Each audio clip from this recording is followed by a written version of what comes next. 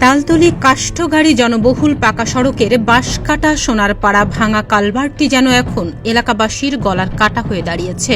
পুরোটা কালভার্ট ভেঙে তৈরি হয়েছে বড় গর্ত। 1 মাস অতিবাহিত হলেও ভাঙা কালভার্টটি হয়নি সংস্কার।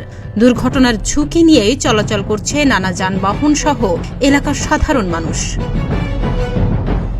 স্থানীয়রা জানান, উপজেলার মথুরাপুর ইউনিয়নের তালতলী থেকে কাষ্ঠগাড়ি পর্যন্ত জনবহুল এই পাকা সড়কের বাঁশকাটা সোনারপাড়া নামক স্থানে দুর্বলভাবে তৈরি কালভার্টটি হঠাৎ ভেঙে যাওয়ায় চরম দুর্ভোগের শিকার হচ্ছে স্থানীয় বাসিন্দারা।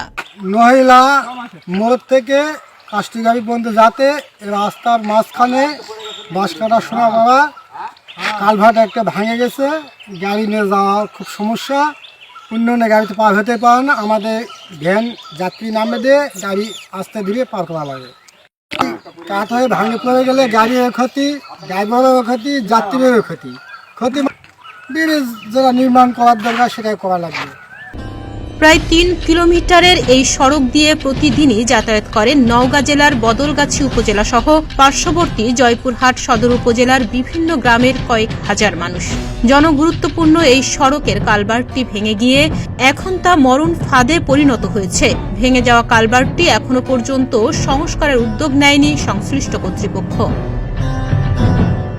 যানবাহন চালকরা জানান, হাটবাজারে কৃষি পণ্য সরবরাহ করা, হাসপাতালে রোগী নিয়ে যাতায়াত সহ জরুরি কাজে যাতায়াতের জন্য ব্যবহার করা হয় এই সড়ক।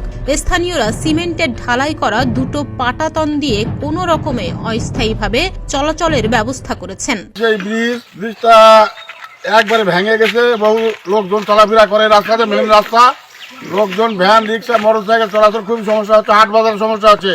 এরা অতি তাড়াতাড়ি সংস্কারের দরকার এবং এটা তৈরি করার দরকার। সমস্যা হচ্ছে বাবা, খুবই অসুবিধা হচ্ছে। মানুষজন অ্যাক্সিডেন্ট করে ঠ্যাং ভাঙছে, অনেক কিছু হচ্ছে, গাড়ি ভেঙে গেছে। মথুরাপুর ইউনিয়ন পরিষদের চেয়ারম্যান জানান, কালভার্টটি ভেঙে এখন নাজেহাল অবস্থায়। এটি খুবই ঝুঁকিপূর্ণ। দ্রুত সংস্কারের জন্য ঊর্ধ্বতন কর্তৃপক্ষকে বিষয়টি জানানো হবে। এই পথে স্কুল, কলেজ, মাদ্রাসা পড়ুয়া শিক্ষার্থীরা ঝুঁকি নিয়ে যাতায়াত করছে। প্রাণঘাতী কোনো দুর্ঘটনা ঘটার আগেই দ্রুত এখানে একটি নতুন কালভার্ট তৈরির দাবি জানিয়েছেন স্থানীয় বাসিন্দারা।